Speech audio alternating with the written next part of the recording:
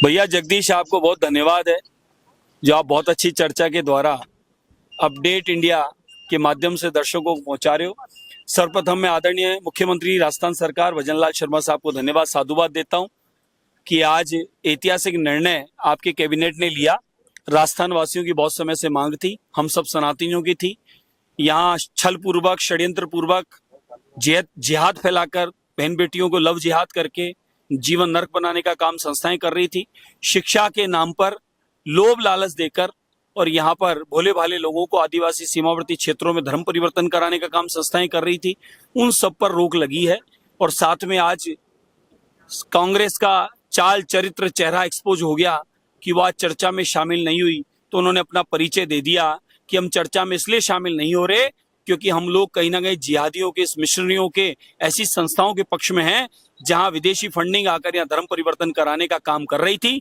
तो ये कांग्रेस ने हल्ला करके अपना परिचय ये भी दे दिया। ये भी देश और दुनिया के सामने आ चुका है। टीकाराम जूली जी ने आज तो हल्ला इसलिए करवाया और किया कि टीकाराम जूली जी इस चर्चा में शामिल नहीं होना चाह रहे थे कि धर्म परिवर्तन बिल जो आ रहा है उसमें कड़क कानून नियम आ रहा है, जिहादी संस्थाओं पर रोक लगेगी, मिशनरियां इस प्रकार की संस्थाएं जो षड्यंत्र से, छल कपट से जो काम कर रही है उन पर रोक लगेगी। तो मैं मानता हूं कि कांग्रेस संपूर्ण आज हल्ला करके उनका पक्ष दिखाया है कि उन मिशनरियों के, उन जिहादियों के पक्ष में कहीं हम हैं, ये उन्होंने दिखाया है हल्ला करके। जब कांग्रेस का काल था, लगभग औसतन 26 बहन बेटियों के साथ इज्जत पर अटैक हो रहा था, बहन बेटियों के साथ दुराचार, पापाचार हो रहा था, उस पर कहीं ना कहीं रोक लगी है।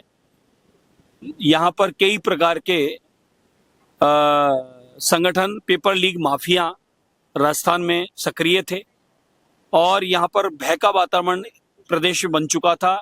लूट की सरकार यहाँ थी और कहीं ना कहीं लूट मची पड़ी थी, जिस पर रोक लगी आदरणीय मुख्यमंत्री भजनलाल शर्मा साहब का लॉ एंड ऑर्डर का पालन होने से।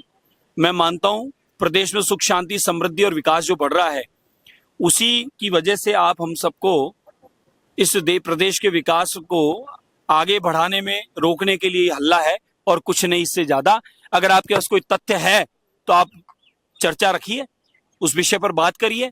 खाली बाहर खड़े होकर सीढ़ी पर हल्ला करने से या अंदर अध्यक्ष महोदय के जाकर सामने खड़े होने से नहीं होगा। आप अपनी बेंच पर, अपनी सीट पर बैठकर अपनी बात रखिए तो बात सुनी जाएगी। बाकी ऐसे सिर्फ खाली हल्ला करने से कुछ नहीं होने वाला। ये सब मिथ्या है, झूठ है, ये व्यर्थ की बातें हैं। लाइव चलता है, उसे कोई भी देख सकता है। कहां तक सच्चाई है ये देखा जा सकता है।